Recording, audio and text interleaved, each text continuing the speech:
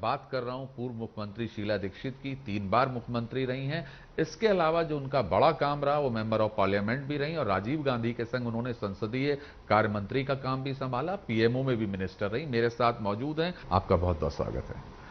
लोग आप पे भरोसा कर गए और लोगों ने आपको 3 टर्म दिए। अब जो स्थिति है और जो कह रहे हैं अरविंद केजरीवाल कि हम पूर्ण राज्य का दर्जा दे देंगे, ये कैसे संभव है? देखिए, मैं आपको एक चीज़ बताऊं, जो भी पार्टी चुनाव में जाती है वो कुछ वायदे करती है लोगों के साथ, एक निकालती है मैनिफेस्टो जिसको कहा जाता है कि हम ये करेंगे अगर जो हमें, और वो किसी भी पॉलिटिकल पार्टी के लिए एक तरह से होली बाइबल हो जाता है कि भाई आप उसको पूरा करना चाहिए और पूरा किया जाता है। जो नहीं पूरा करते हैं तो वो मतलब फेल करते हैं और जनता के सामने उनकी जो क्रेडिबिलिटी है वो कम हो जाती है। आपको मैं एक बताऊं कि मिसाल के तौर पे जैसे केजरीवाल जी आज कह रहे हैं कि वो पूर्ण स्टेट का दर्जा दे देंगे। लोगों को तो ये मालूम नहीं कि कॉन्स्टिट्यूशनली आप इसको पूर्ण स्टेट का दर्जा नहीं दे सकते हैं, और अगर जो पूर्ण स्टेट का दर्जा देना है तो कॉन्स्टिट्यूशन का उस पार्ट को बदलना पड़ेगा, और अगर जो उस पार्ट को बदलना है तो वो पार्लियामेंट करेगी। पार्लियामेंट में तो आप हैं नहीं, तो कैसे करेंगे? तो मैं समझती हूँ एक तरह से लोगों को गुमराह किया जा रहा है। जो लोग नहीं अंडरस्टैंड करते और बहुत लोग ऐसे बिलीव करते कि पता नहीं पूर्ण दर्ज का देश का दर्जा मिल जाएगा पूर्ण वाला, तो पता नहीं क्या हो जाएगा, क्या चेंजेस आ जाएंगे। तो this is cheating the people. तो क्या वाकई में एक प्रधानमंत्री एक चीफ मिनिस्टर को काम नहीं करने देता दिल्ली में? नहीं, ऐसा नहीं है, काम बिल्कुल करते हैं। देखिए, एक चीज़ मैं आपको बता दूं, जो गवर्नमेंट ऑफ इंडिया है उसको भी इंटरेस्ट है कि दिल्ली अच्छी लगे। जितनी भी सारी फॉरेनर्स आते हैं वो दिल्ली में ही तो आते हैं। जो सारे फॉरेनर्स रहते हैं रिप्रेजेंटिंग देयर कंट्रीज, वो भी तो दिल्ली में ही रहते हैं। तो दिल्ली एक क्या कहते हैं इसे, एक तस्वीर है हिंदुस्तान कि पूरे हिंदुस्तान की। तो वो तस्वीर को थोड़ी होता है, it's the most important city of India, and therefore ये बहाने कर देने कि ये नहीं हमारे पास, वो नहीं। और मैं आपको बताऊं कि जब अटल बिहारी वाजपेयी जी की सरकार थी तो कभी कभी हम लोगों को कुछ चीज़ें करनी पड़ती थी, जैसे प्राइवेटाइजेशन ऑफ पावर था। उससे पहले पावर 4-4 घंटे 6-6 घंटे नहीं आती थी। हमने कहा भाई इसको प्राइवेटाइजेशन करा, उन्होंने कहा बिल्कुल करिए, और उनके पावर मिनिस्ट्री ने हमें मदद करी और दिल्ली का पावर प्राइवेटाइज हुआ। आज दिल्ली के पावर की यह हाल है, बिल्कुल ठीक चलता है। इसी तरह से बसेस हमने नहीं लाए। तो हम लोगों को जिस डिपार्टमेंट से ताल्लुक़ रखता था कोई भी काम करना, उसको हम बता देते थे और उनसे हाँ करवा के अपना काम कर लेते थे। अगर जो हम बैठ के उनसे यही कहे कि ये नहीं करने देते, वो नहीं करने देते, वो एक बहाने हैं। डिप्टी गवर्नर से क्या आपकी भी लड़ाई हुई कभी? ऐसा क्या क्या क्या आपको लगता है, कहां, क्योंकि आपका एडमिनिस्ट्रेशन का बहुत ही लंबा तजुर्बा है, तो कहां ईगो क्लैश हो जाते हैं? देखिए, मेरे का ईगो क्रैश हो जाता है। और जो भी यहाँ का चीफ मिनिस्टर बने या मिनिस्टर बने, उसको पहले ये समझना चाहिए कि I am not the chief minister of Bihar और the chief minister of Rajasthan और the chief minister of any other Andhra Pradesh. यहाँ की जो कॉन्स्टिट्यूशनल सेटअप है डिफरेंट है। अगर जो आप इसको नहीं समझते और इसको नहीं पहचानते तो ना बनिए भैया। ये तो मालूम है आपको कोई लिमिटेड पावर्स हैं और सेंटर का बहुत से होता है। आपको याद पड़ता है कि आपकी कभी ब्यूरोक्रेसी से लड़ाई हो और इतनी खुल के लड़ाई हो, और पुलिस वालों से भी आपकी लड़ाई हो जाए? कैसे अरविंद केजरीवाल सबसे ही लड़ लिए? ये कमी आपको अरविंद केजरीवाल में दिख रही है या केंद्र सरकार में दिख रही है? नहीं, देखिए, मैं ये तो आपको केजरीवाल जी से पूछना पड़ेगा। नहीं, क्योंकि आप चीजों को देखती हैं, समझती हैं। मैंने वो टाइम भी देखा है जब आप चीफ मिनिस्टर थी, तो मैंने सारे आपके सेक्रेटरीज को भी जानता हूं, तो क्या कभी ऐसा हुआ आईएएस लॉबी माफी मांगने के लिए कहे चीफ मिनिस्टर? नहीं नहीं, क्या माफ़ी मांगनी है, उनका अपना काम है। और देखिए मैं आपको बताऊं, हमारा जब चीफ सेक्रेटरी बनता था, वैसे अधिकार है कि जो गवर्नमेंट ऑफ इंडिया है वो भी कह दे कि इसको आप चीफ सेक्रेटरी बनाए। पर मेरे लिए हमेशा वो पूछा करते थे कि ये 3-4 नाम हैं, कौन सा चाहिए आपको, कोई चाहिए आपको। आई यूज्ड टू से इट, ऑफिशियली और अनऑफिशियली वही बन जाता था। तो यू सी, जहाँ आपके पास पावर डायरेक्टली ना हो या कॉन्स्टिट्यूशनली ना हो, तो वहाँ कोई रास्ता निकालना पड़ता for the good of Delhi. हमारी एडमिनिस्ट्रेशन अच्छी रहेगी तो फ़ायदा दिल्ली को होगा ना, हमको तो कोई पर्सनल फ़ायदा नहीं होगा। तो ये जिसे कहते हैं स्टाइल ऑफ वर्किंग। खास तौर पर आप जिस सीट पे लड़ रही हैं वहां बिहारी तबका भी है, पूर्वी उत्तर प्रदेश का तबका भी है, हिंदू मुसलमान की एक अच्छी वहां पे रिलेशनशिप के जी हाँ, संग जी। लोग हैं।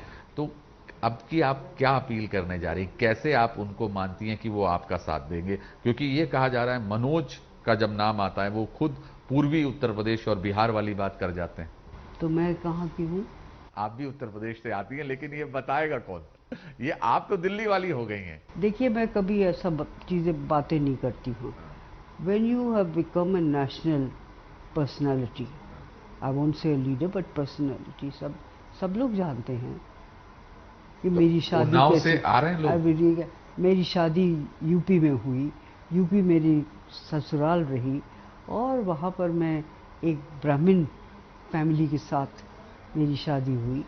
तो ये सब चीज़ें नोन है, they are important but not so important. I mean I am proud that हम लोगों ने ये किया। तो लेकिन इसको कोई ढिंढोरा पीटना, मैं समझती हूँ ये उचित बात नहीं। It's a personal matter. अपने आप को अपने वोटर से जब आप कनेक्ट करती हैं तो आपको वो यूपी की कौन सी यादें याद आती हैं जो इससे आप कनेक्ट करेंगी? देखिए जब मैं वोटर से कनेक्ट करती हूँ तो मुझे दिल्ली के वोटर की याद आती है, क्योंकि मैं भी दिल्ली में पढ़ी हूँ, लिखी हूँ, कॉलेज भी किया, शादी भी मेरी यही हुई, मेरे हस्बैंड भी यहाँ पोस्ट हुए, मेरे ससुर भी यहाँ रहे। तो ये नहीं है कि दिल्ली हमारी नहीं है। और बहुत सारे ऐसे लोग हैं जो दिल्ली में रिसेंटली आकर सेटल हुए। मैं तो बचपन से ही दिल्ली में हूँ। युवा को आपसे बड़ी उम्मीदें हैं, युवा को आप कैसे देख रही हैं? क्योंकि यूथ ही है इस देश में इस टाइम, और 60% वोटर 40 साल के अंदर अंदर है। उस दिल्ली के यूथ के लिए आपने क्या सोचा है? देखिए दिल्ली का यूथ के लिए, क्योंकि मैं भी दिल्ली की यूथ रही हूँ, तो दिल्ली में अपॉर्चुनिटीज़ बहुत ज़्यादा हैं, और कॉलेजेस भी बहुत अच्छे हैं, यूनिवर्सिटीज़ 3-4 हैं। एक महिलाओं की भी यूनिवर्सिटी है, पहली यूनिवर्सिटी सारे देश भर में महिलाओं की जो है। तो उसमें अगर जो कोई कमियां हैं, तो जब कभी भी कोई स्टूडेंट ग्रुप आता है मेरे पास और कहता है भाई ये हमें ठीक नहीं लग रहा है, या ये इसको ठीक करिए, तो मेरी कोशिश हमेशा रहती है कि उसको सुधार ले, उसको ठीक कर ले। लेकिन बाय एंड लार्ज ये रहता है कि ए सेंस ऑफ सेटिस्फैक्शन इन दिल्ली का एजुकेशन सिस्टम, कॉलेज सिस्टम लोगों को ज़्यादा पसंद आता है। मैं खुद दिल्ली यूनिवर्सिटी की स्टूडेंट रही हूँ, और उस वक्त भी Delhi university one of the top मानी जाती थी, और आज भी यही है। तो उस टॉप यूनिवर्सिटी से आप आई, आपने नाम रोशन किया उस यूनिवर्सिटी का।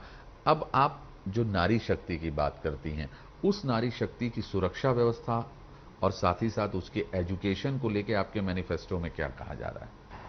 देखिए नारी को सुरक्षा देना तो न केवल किसी एक पॉलिटिकल पार्टी का काम है, ये पूरे समाज का काम है। और समाज को ये रियलाइज़ करना चाहिए कि अगर जो किसी महिला को चोट लगती है तो या तो वो आपकी माँ है, वो बहन है, बेटी है, या पत्नी है।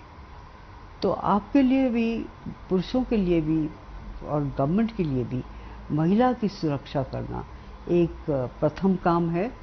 और मेरा ख्याल है उसके बारे में कोई ये नहीं समझना चाहिए कि बहुत बड़ी चीज़ हमें मिल गई। It's a natural thing. Rahul Gandhi को आपको लगता है कि उनकी जो इस बार का काम है, और आप 3 स्टेट तो ले आई हैं, जबकि बीजेपी कह रही थी कि हम कांग्रेस विहीन कर देंगे, पूरे देश में कांग्रेस को खत्म कर देंगे। उसके बाद आपको कितना लग रहा है कि राहुल और प्रियंका की जोड़ी आपको इस बार पार्लियामेंट चुनाव में 44 से कहां लाके खड़ा करेगी? 44 सीटें आपकी रही हैं। इससे तो बहुत बेहतर होगा, लेकिन अभी ज़रा वोटिंग और हो जाए। मैं उनमें से नहीं हूँ जो कर लेती हूँ कि भैया अब इतना होने वाला, उतना होने वाला। क्योंकि क्या मैं 10 समझूँ और हो जाए 20, और मैं 20 समझूँ हो जाए 5, तो वो चीज़ें मेरी नेचर में नहीं कि मैं करूँ। हाँ, काम हमें करना चाहिए और पार्टी को इकट्ठा रहना चाहिए। जो रिक्वायरमेंट्स हैं एक लड़ने की, तो वो पूरी होनी चाहिए पार्टी में। और फिर मैं चलते चलते जानना चाहता हूं, बस ये मेरा आखिरी सवाल है। आपने कहा सेल्फ प्रेज करते हैं मोदी खुद को। कांग्रेस को अब आप जो देख रही हैं, कांग्रेस फिर से क्या खड़ी हो रही है? और अगर कांग्रेस खड़ी हो रही है तो आपको देश में राजनीतिक परिवर्तन में क्या क्या दिख रहा है? और क्योंकि महागठबंधन की बात हो रही है। अभी ज़्यादा प्रिडिक्ट करना मैं समझती हूँ ठीक नहीं है। चुनाव हो रहे हैं, पूरी तरह से हो जाएं, फिर एक जो फीडबैक मिलता है कि कितना परसेंटेज कितना हुआ, कौन हुआ। और आजकल का जो वोटर है, वो जो वोट डालता है अपने पर रखता है। हम अंदाज़ा लगा देते कि भाई मेरे पास निकले या उसके पास निकले। आई एम नॉट वन ऑफ दोस्त। आपको लगता है आप पार्टी से कोई किसी भी तरह का समझौता होगा आगे? अभी तो समझौता है ही नहीं भाई। जब भविष्य में कुछ होगा तो मैं नहीं कह सकती हूँ, लेकिन जब यही नहीं हुआ तो फिर आगे क्या होगा।